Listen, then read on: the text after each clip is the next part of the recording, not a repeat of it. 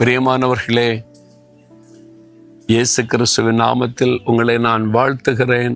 இந்த நாள் உங்களுக்கு ஒரு ஆசீர்வாதமான நாள். ஒவ்வொரு நாளும் தான் ஆசீர்வாதம் அப்படி சொல்றீங்களா? உண்மைதானே. இயேசு கூட இருந்தா எல்லா நாளும் ஆசீர்வாதம் தான். அவர் நம்ம கூடவே இருந்தா சந்தோஷம், மன மகிழ்ச்சி. அவர் நம்ம கரம் பிடித்து நடத்திக்கிட்டே இருப்பார்.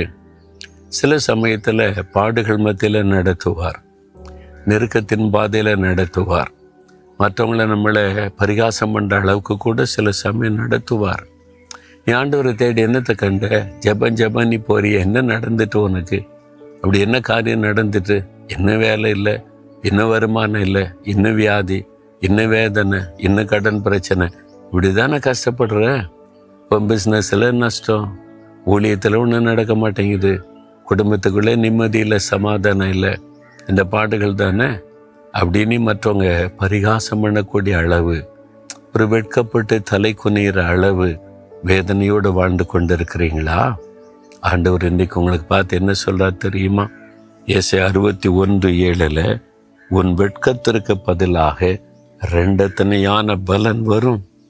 என் மகனே மகளே, இப்போ நீ வெட்கப்பட்ட சூழ்நிலையில் நின்று கொண்டு இருக்கிற. மற்றவங்க உன்னை பரிகாசம் பண்ணுறாங்க, கேள்வி கேட்குறாங்க. நீ நான் வெட்கப்பட்டு போயிட்டேனே, நான் விசுவாசத்தோடு காத்திருந்தேனே,